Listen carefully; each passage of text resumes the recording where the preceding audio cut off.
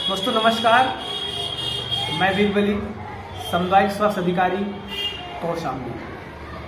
साथियों, आज आपसे मैं बात करने आया हूँ और आपको एक हेल्थ टिप्स देने आया हूँ। और वो हेल्थ टिप्स है कि आज हम एक मेडिसिन के बारे में बात करेंगे और वो मेडिसिन बहुत ही इम्पॉर्टेंट है, इसके बारे में हम लोग बात करने जा रहे हैं। तो आज हमारे पास डियर जो मेडिसिन है, उस मेडिसिन का नाम है, आप लोग देख पा रहे हैं, मेटफॉर्मिन। और ये जो मेटफॉर्मिन मेडिसिन है डियर, ये स्पेशली डायबिटीज में काम आती है। तो हम बात करेंगे आज मेटफॉर्मिन के बारे में कि जो मेटफॉर्मिन है इसको सेकेंड टाइप 2 डायबिटीज में दिया जाता है।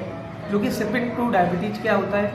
सेकेंड 2 डायबिटीज वो होता है जो कि एक एज रिलेटेड 30 से 35 साल 40 साल के बीच में जो डायबिटीज होती है और कार्बोहाइड्रेट जो मेटाबॉलिज्म होता है उसका डिसऑर्डर होता है, उसके होने के बाद जो डायबिटीज होती है वो डायबिटीज कहलाता है डायबिटीज टाइप 2 डायबिटीज में हम मेटफॉर्मिन कैसे यूज कर सकते हैं, कैसे इसको दे सकते हैं, उसके बारे में हम लोग बात करने वाले हैं। तो ये जो मेटफॉर्मिन है इनिशियली स्टेज इसकी होती है 500 मिलीग्राम से स्टार्ट होती है और धीरे धीरे इसका हम लोग डोज बढ़ाते हैं। तो मेटफॉर्मिन काम कैसे करती है हमारी बॉडी में, उसके बारे में थोड़ा सा बात करेंगे। तो जो मेटफॉर्मिन का काम करने का तरीका है, ये इंसुलिन के जो सेंसिटिविटी है उसको बढ़ाती है। और इंसुलिन का काम होता है कि जो बढ़ा हुआ ग्लूकोज लेवल है, उस ग्लूकोज लेवल को ये क्या करता है, यूटिलाइज करने का काम करता है, सेल्स को यूटिलाइज करने का काम करता है, जिससे जो ग्लूकोज का लेवल है वो ब्लड में मेंटेन रहता है और डायबिटीज मेंटेन हो जाती है। हम बात करते हैं, अगर हम ओरल हाइपोग्लाइसेमिक एजेंट की बात करते हैं, तो जो मेटफॉर्मिन है ये ड्रग्स ऑफ चॉइस, मतलब एक हर डॉक्टर की पहली चॉइस होती है मेटफॉर्मिन, और मेटफॉर्मिन भी वहाँ पे प्रिस्क्राइब किया जाता है क्योंकि इसका काम है कि ज्यादा से ज्यादा ग्लूकोज को यूटिलाइज करवाने का काम करता है। दूसरा इसका फंक्शन, अगर किसी को पीओसीडी हुआ है, मतलब जो पेल्विक है वहां पे सिस्ट हुआ है, वहां में भी हेल्प कर सकता है। तीसरा, ये वजन को घटाने में भी बहुत ज्यादा मदद करता है। तो 2-3 जगह इसको हम लोग यूज करते हैं, लेकिन ये ड्रग्स ऑफ चॉइस, मतलब कि अगर किसी को डायबिटीज है तो बहुत लंबे समय से इसको मेडिकल में यूज किया जा रहा है और एक बहुत ही सस्ती दवा है, 1 से 2 रुपए 3 रुपए में एक टेबलेट आ जाती है। तो इससे डायबिटीज का लेवल मेंटेन रहता है। अगर किसी को प्री डायबिटीज है या डायबिटीज होने वाली, उसको ऐसा लग रहा है रिस्क फैक्टर है डायबिटीज का, तो इसको इनिशियली हम 3 मंथ तक इसको चलाते हैं और फिर उसके बाद 3 मंथ बाद इस मेडिसिन को बंद कर देते हैं। फिर उसको हम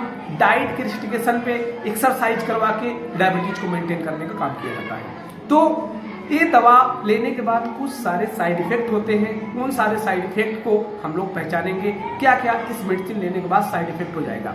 तो पहला जो साइड इफेक्ट होगा वो साइड इफेक्ट होगा इसके अंदर कि पेशेंट को डायरिया होना, पेशेंट को वोमिटिंग होना, मतलब उल्टी आने लगेगी, पेशेंट का टेस्ट बदल जाएगा, ये कुछ समय तक चलेगा। उसके बाद ये धीरे धीरे अपने आप मिनिमाइज हो जाएगा। तो अब बात आती है कि सर इसको कितना लेना चाहिए और कब लेना चाहिए। तो मेरी एडवाइस रहती है कि इसको आप खाना खाने के आधा घंटे बाद लीजिए और आप एक दिन में 2 बार लीजिए, लेकिन अपने से नहीं लीजिए, आप अपने डॉक्टर से परामर्श लीजिए। डॉक्टर आपको जितनी डोज रिकमेंडेड करते हैं उतनी डोज आप ले जाके इस मेडिसिन को आप लीजिए, तो आपके लिए बहुत सारा बेनिफिट होगा।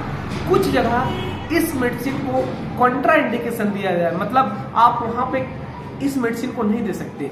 जैसे अगर किसी का लीवर खराब है, लीवर के अंदर सिरोसिस है, लीवर के अंदर फैटी लीवर है, तो वहां पे आप इसको नहीं दे सकते क्योंकि वहां पे कॉन्ट्राइंडिकेशन होता है।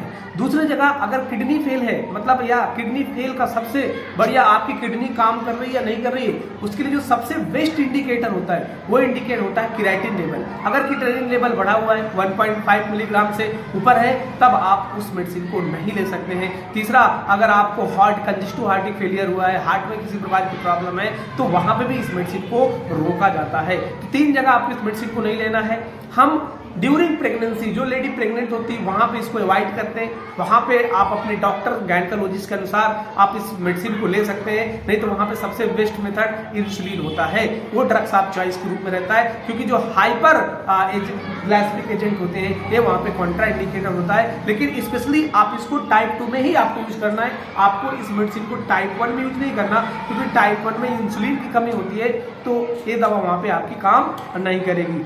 तो साथियों, कैसी लगी आपको जानकारी? अगर आपको ऐसी जानकारी चाहिए तो आप मेरे चैनल को सब्सक्राइब कर लें, वीडियो को लाइक कर लें, और अगर आपको बहुत अच्छी जानकारी लगी हो तो इस वीडियो को शेयर करें, जिससे आपको डेली नई नई हेल्थ के बारे में इंफॉर्मेशन मिलती रहे। Thank you so much dear for watching this video.